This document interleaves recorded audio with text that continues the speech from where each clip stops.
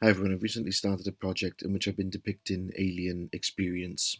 So, I know the Star of David and the star that led to the baby of Jesus can often be interpreted in way of being a UFO. So my picture here portrays three wise men, although I know there were probably more than three, go into the Christ child, and the Star of Bethlehem was a UFO. Paul in the book of Acts in chapter 8 when he sees Jesus on the road, and you can almost see that story as being blinded by a UFO experience. Moses' part in the Red Sea is quite a famous one. I'm not the first to suggest that a UFO sort of worked with God, even bringing the cloud of fire or the pillar of cloud and the smoke, and using their powers to separate the waters. So this one might not be as obvious at first, but this is the book of Revelation, chapter 21, going into chapter 22, when John sees a heavenly city coming down. And if you watch Close Encounters of the Third Kind, when the UFO comes down, it does kind of look like a city upside down, a floating city. So I can imagine that story being read in light of a UFO experience. This is the first picture I did, and it's an alien portrayal of the Adam and Eve story. We have the man and the woman and the tempting serpent. This is their own paradise, their own Garden of Eden on another planet. But you may notice that the tempting fruit here is actually the planet Earth. And why would the planet Earth be the tempting fruit? But it's because of that factor, if they come to this world, they are endangering themselves by the things our government and our military puts them through. This is the picture of Cain and Abel, the first murder recorded in the Bible, and you may notice there that it's not the alien attacking the human. It's actually the human attacking the alien. The blood is on humanity's hands. This is a UFO experience in the Great Flood of Noah. And so you have Noah and his family locked away in the ark, and then the people who are lost.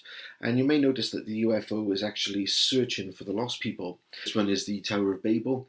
And I purposely did this in such a way that the temple is not being built trying to reach up to the aliens up on high, but you'll notice the aliens are actually on the same level as the humans. Jacob's ladder from the book of Genesis also. I just like the idea of also the aliens either coming down to us, or it could be a way of us ascending to them to see their world and their perspective. This is Moses receiving the Ten Commandments on Mount Sinai, and we have a UFO object there in the sky, and a lot of people might be quick to say, now you're trying to get rid of God in the story. The aliens are replacing God. No, actually, the inspiration for this came from that verse in Exodus where God says to Moses, you can't look at me, it would be too much for you to take in. That's what the UFO is doing here. It's a mediator between God and humanity. This is the story in Joshua where he asked for more sunlight, and we can see the sun is being blocked here, and actually it was the UFO that gave the source of light. I have a pencil drawing here, and if you see there's a small man and a giant, the first story that probably would come to your mind is David and Goliath. But what we have here is the alien is actually in the form of David. The humans, our technology is harming them, the innocent ones, although Hollywood likes to show the aliens attacking us. We have another big one here. This is Jonah and the whale when he was kicked off the boat. And this is just a way of showing that aliens live under the water. We often get this idea of extraterrestrials, of them coming down from space. But I prefer the term interterrestrials. I think people use that, or other beings. They actually live here on Earth, hiding under the ocean. Jesus' ascension in Acts chapter 1. Again, it could have been very easy for me to show Jesus ascending to the UFO. And if you look carefully there is a UFO.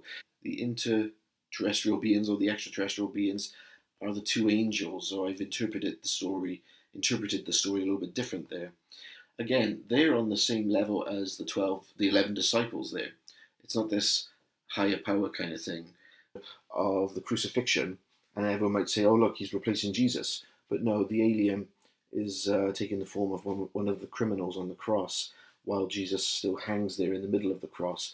So this might be a way to get us thinking about how we treat species. Big theological questions here on this one. There is John the Baptist getting ready to baptize Jesus, and you'll see that there's an alien between the two of them, and it's the big question here, would John baptize an alien? If any of this artwork has spoken to you, do drop me a line through the comments, and I would be more than happy to make copies and sell it to you. But thank you very much.